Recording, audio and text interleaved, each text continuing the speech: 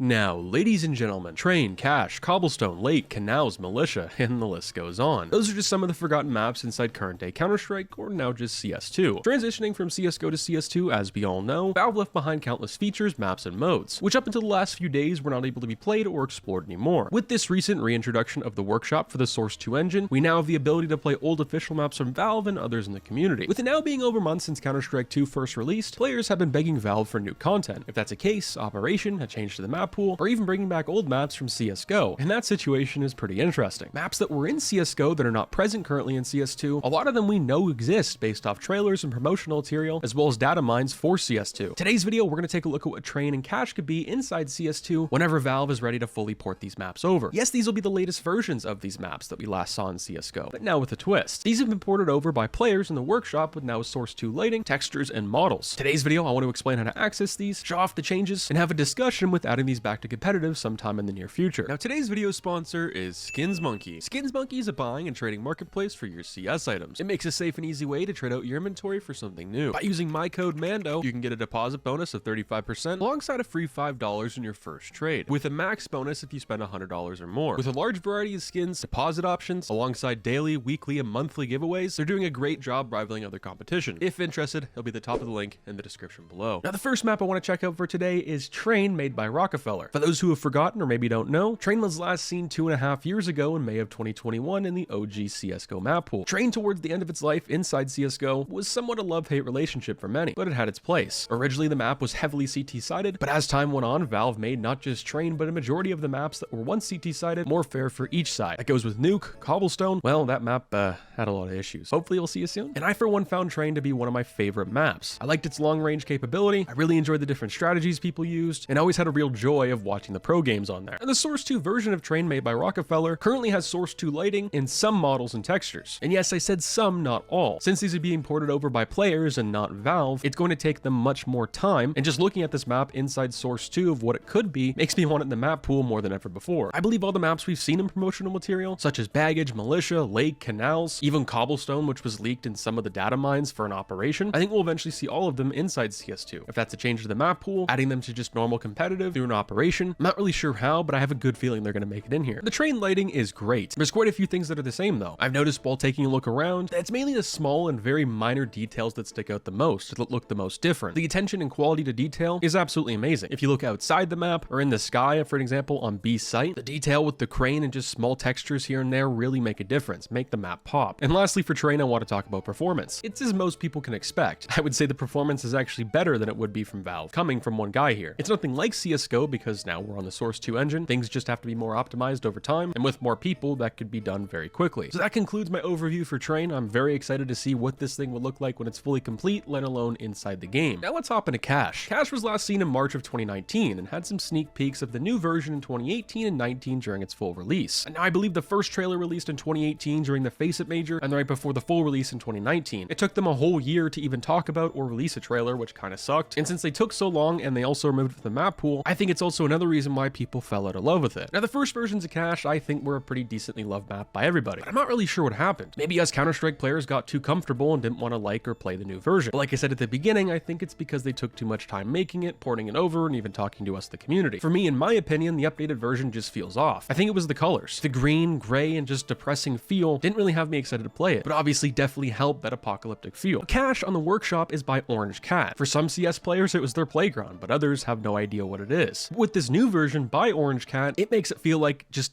well, a completely different map. Obviously still being Cache, but it just feels updated, revamped, and the vibrance looks amazing. As soon as you spawn in, the grass colors on the ground are the first thing that pops and makes you look at. Now, the Source 2 lighting looks amazing as well, beaming down on the grass through certain windows, as well as shadows and reflections. Now, just like Train, some of the textures, models, and even lighting isn't all brand new to this map here. A lot of it's reused from CSGO. The performance isn't great here, but it's still playable. And the reason it's like this is, once again, it's made by one guy. At least that's what I'm assuming. Haven't really noticed any big changes, at least going back to the older older cache. This is pretty much just cache from the last version of CSGO with updated graphics, and if that's all it takes to make this map great again and put it back in the map pool so people can enjoy it, by all means, I'm all for it. So far in Counter-Strike 2, I don't believe cache has been leaked or seen in any data mines nor trailers, but I don't think it's impossible to see it back in the map pool, let alone competitive. While other content creators, pro players, and even casual fans think cache could be gone for good, there's of course still that off chance. That pretty much concludes my overview of training cache. Once again, links to these maps will be in the description. Go check them out, go support them. If you want them in the game, try and share your voice for Valve to hear it. What is your guys' overall thought on these maps, let alone possibly changing up the map pool later on in 2024? I don't believe we'll see any big changes to the map pool before the Copenhagen Major in 2024 in March, but if Valve's slate and schedule for majors is clear, I think we could see a lot of changes and additions of content to CS2 then. If you guys want this series continued, make sure you leave it down in the comments section. We can check in with Cobblestone, which recently has had some leaked winter versions through data mines. I'll catch you guys in the next one. Stay positive, stay sexy. I'm out, guys. Peace.